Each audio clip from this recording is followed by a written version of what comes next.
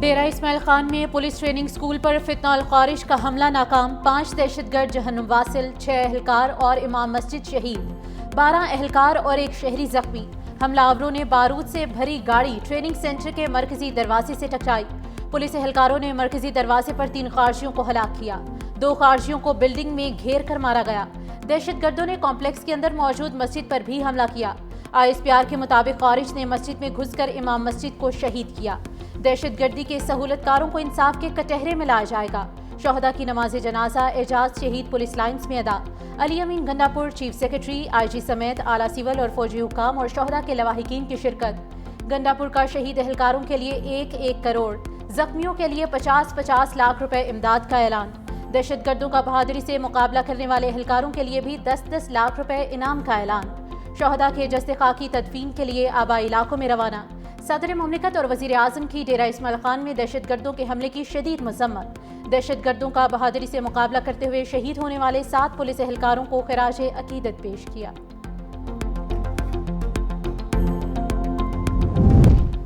پشاور کے علاقے حسن خیل میں دہشت گردوں کا تھانے پر حملہ، پولیس اور حملہ آوروں میں شدید فائرنگ کا تبادلہ، 2 دہشت گرد ہلاک۔ مزید دہشت گردوں کی موجودگی کی اطلاعات پر مزید نفری اور ایلیٹ فورس کے دستے پہنچ گئے۔ فائرنگ کا تبادلہ جاری، دونوں اطراف سے بھاری ہتھیاروں کا استعمال۔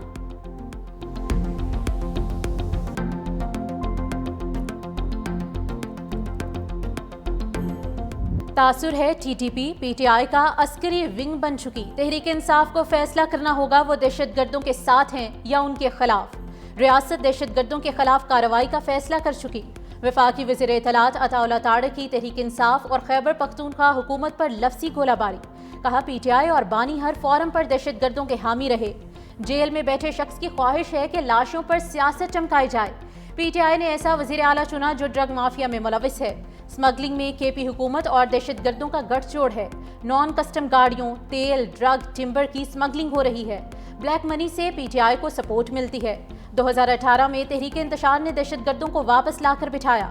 کل DG ISPR نے جو باتیں کی ان کی توثیق کرتا ہوں۔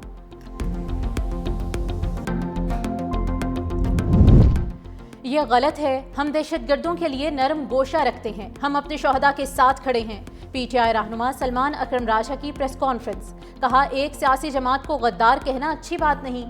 خیبر پختونخوا کی عوام صلح چاہتی ہے، ہم پاکستان کو اکٹھا کرنے والے ہیں، ہم کہتے ہیں کہ بہتر حکمت عملی بنائی جائے۔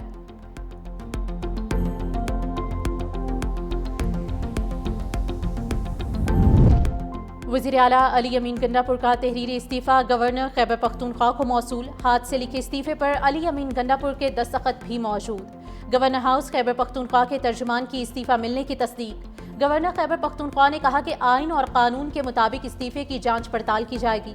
گورنر ہاؤس تمام آئینی اور قانونی تقاضوں کو مد نظر رکھتے ہوئے معاملے کو شفاف اور منظم انداز میں آگے بڑھائے گا۔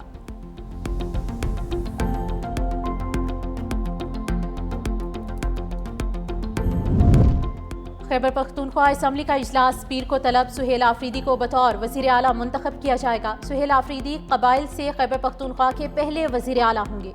خیبر پختونخوا اسمبلی سیکریٹریٹ میں PTI کے بڑوں کی بیٹھک، اجلاس میں صوبے کی موجودہ سیاسی صورتحال پر غور کیا گیا۔ دوسری جانب خیبر پختونخوا اسمبلی کے بیرون ملک موجود ارکان عارف احمد زئی، نذیر عباسی، تاج محمد، آصف محسود اور شیر علی ارباب وطن واپس آ گئے۔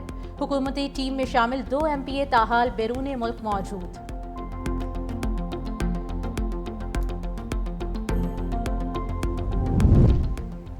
آزاد کشمیر میں انوار الحق کی وزارت عظمیٰ خطرے میں، پیپلز پارٹی کا آزاد کشمیر حکومت سے الگ ہونے کا فیصلہ۔ انوار الحق مستعفی نہ ہوئے تو قانون ساز اسمبلی میں تحریک عدم اعتماد آئے گی۔ ذرائع کے مطابق چودھری محمد یاسین، سردار یعقوب خان وزارت عظمیٰ کے متوقع امیدوار۔ پیپلز پارٹی آزاد کشمیر میں اپنی حکومت بنانے کی پوزیشن میں ہے۔ پیپلز پارٹی آزاد کشمیر میں تجاویز پارٹی قیادت کو دے دی۔ اگلے چند روز میں پیپلز پارٹی قیادت حتمی فیصلہ کرے گی۔ صدر آصف علی زرداری آزاد کشمیر میں حکومت سازی کا پلان اور نئے وزیر اعظم کا اعلان کریں گے۔ مسلم لیگ نون نے پیپلز پارٹی کو حکومت سازی کے لیے غیر مشروط حمایت کی پیشکش کی ہے۔ مذہبی جماعت کے احتجاج کے باعث پنجاب کے بیشتر شہروں کی سڑکیں بند، عوام کو آمد و رفت میں شدید مشکلات کا سامنا۔ سیالکوٹ ایئرپورٹ جانے والے راستے بدستور بند۔ سرائے عالمگیر میں دریائے جہلم کے کنارے خندقیں کھود دی گئی۔ गुजरात के छन्ना चौक में खंदक खोद दी गई। चनाब और जेहलुम पुल भी हर तरफ से बंद। लाला मूसा, खारियां, सराय आलमगीर जाना मुहाल। वजीराबाद में जीटी रोड को रुकावटें खड़ी करके बंद कर दिया गया। उधर रावलपिंडी में ट्रांसपोर्ट अड्डों की बंदिश दूसरे रोज में दाखिल। रेलवे स्टेशन पर रश में इजाफा। मुसाफिरों की तादाद बढ़ने पर ट्रेनों के साथ इजाफी कोचेस लगाने का फैसला।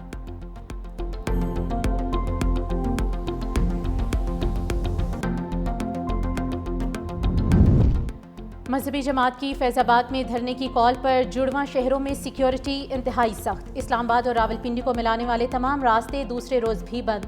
मरकजी शाहराहों पर कंटेनर्स की मौजूदगी के बायस जुड़वां शहरों के दरमियान आमदोरफ्त मुअत्तल होकर रह गई। मेट्रो बस सर्विस भी मुअत्तल। मोबाइल और इंटरनेट सर्विस दूसरे रोज भी बंद। इस्लामाबाद के तमाम रास्तों पर भी कंटेनर्स मौजूद। वफाकी पुलिस और एफसी की भारी नफरी तैनात।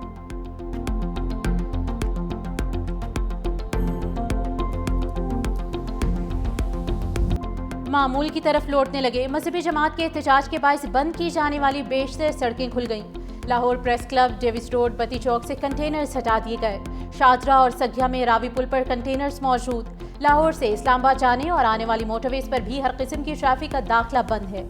ऑरेंज लाइन ट्रेन और मेट्रो बस सर्विस ताहाल बंद। स्कूल और कॉलेजेस में तालीमी सरगर्मियां दूसरे रोज भी मुअत्तल रहीं।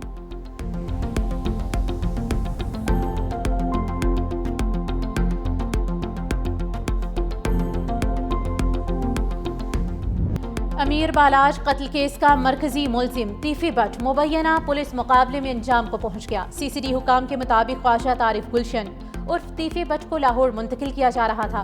रहीम यार खान में कोट सब्जल के मकाम पर 2 गाड़ियों में सवार मुलजिमान ने पुलिस पार्टी पर फायरिंग कर दी। मुलजिम तीफी बट को छुड़ाकर साथ ले गए। हमले में एक कांस्टेबल भी जख्मी हुआ। ताकुब करने पर हमला आवर तीफी बट को जख्मी हालत में छोड़कर फरार। तीफी बट जख्मों की ताब ना लाते हुए दम तोड़ गया। सीसीडी हुकाम के मुताबिक तीफी बट अपने ही साथियों की फायरिंग से हलाक हुआ। लाहौर पुलिस का गोगी बट के घर पर छापा। गोगी बट साथियों समेत फरार।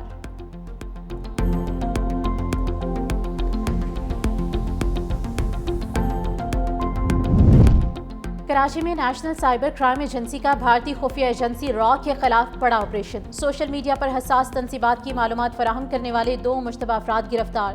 मुलजिमान से मोबाइल फोन और माली लेन देन के शवाहिद बरामद। पीका एक्ट के तहत मुकदमात दर्ज कर लिए गए।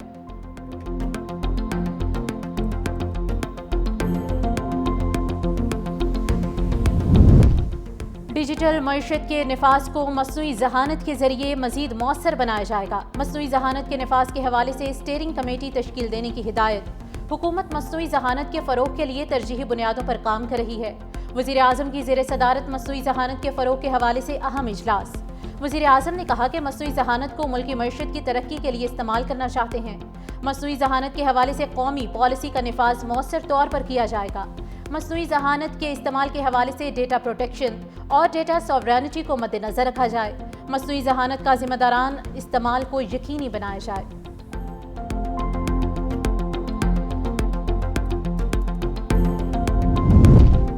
सफ़ीर ताहिर हुसैन इंदराबी नए तर्जुमान दफ्तर खारिजा होंगे। नए तर्जुमान दफ्तर खारिजा की तैनाती जल्द मुतवक्के।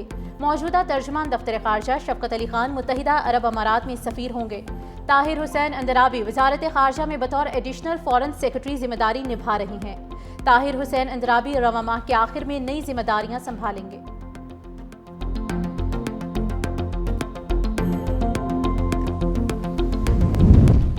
IMF के साथ स्टाफ लेवल मुआहिदे में ताख़ीर। 4 निकात पर इत्तेफाक राय नहीं हो सका। इख्तलाफी निकात में गंदम प्रोक्योरमेंट पॉलिसी, ज़रूरी आमदन पर टैक्स, ग्रेड 17 से 22 तक के अफसरान के एहसासों की डिक्लेरेशन और corruption and good governance diagnostic report की अशात शामिल।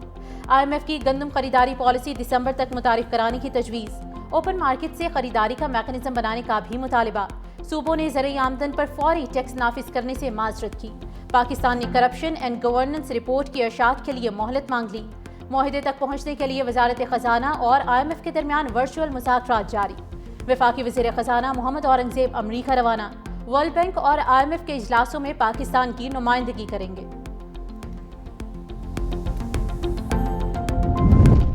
वज़ीर आला पंजाब मरियम नवाज से सऊदी सरमाकारों के वफ्द की मुलाकात। मरियम नवाज ने सऊदी वफ्द को खुशामदीद कहते हुए कहा कि पाकिस्तान और सऊदी अरब में भाईचारे और इत्तेमाद का गहरा रिश्ता है।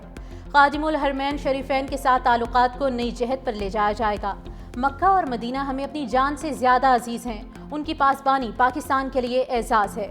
مزید کہا کہ پنجاب حکومت جدید خطوط پر ترقی کے لیے کام کر رہی ہے، سرمایہ کاروں کو بہترین سہولیات فراہم کی جا رہی ہیں، پاکستان ہر وقت سعودی عرب کے ساتھ کھڑا ہے۔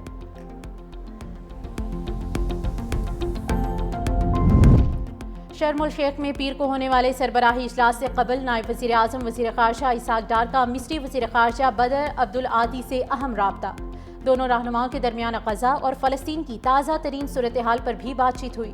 خطے میں سفارتی کوششوں اور رابطوں پر تفصیلی مشاورت، خطے میں امن و استحکام کے لیے مشترکہ کاوشوں پر اتفاق کیا گیا۔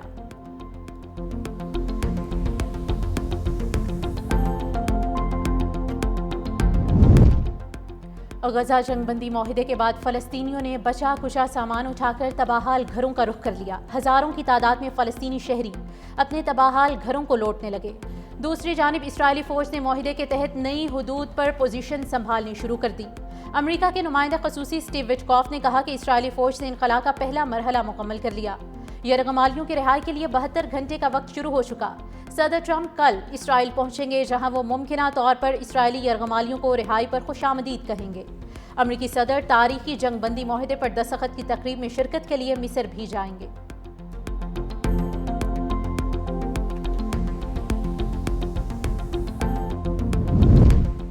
صدر ٹرمپ کا چین پر اضافی درآمدی ٹیکس لگانے کا اعلان، کہا نومبر سے چینی درآمدات پر اضافی 100% ٹیرف لگائیں گے۔ امریکی مصنوعات کے تحفظ کے لیے سخت تجارتی اقدامات کیے جائیں گے۔ چین دنیا کو معاشی طور پر یرغمال بنانا چاہتا ہے۔ بیجنگ کی نئی پالیسی دنیا بھر کی منڈیوں کو جام کر دے گی۔ میں ہمیشہ سمجھتا تھا کہ چین موقع کی طاق میں ہے، آج ثابت ہو گیا۔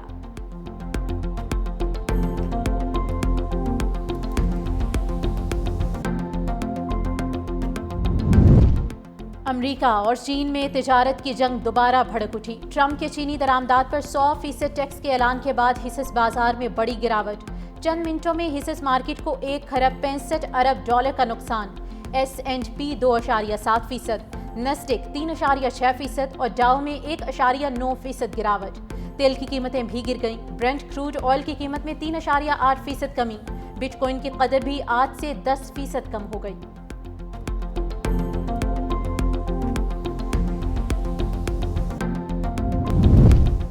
امن ڈیل رہے یا نہ رہے، حماس کو غیر مسلح کر کے رکھیں گے۔ اسرائیلی وزیر اعظم نیتن یاہو ایک بار پھر جنگی جنون میں مبتلا، کہا مطالبات پورے نہ ہوئے تو جنگ دوبارہ شروع کر دیں گے۔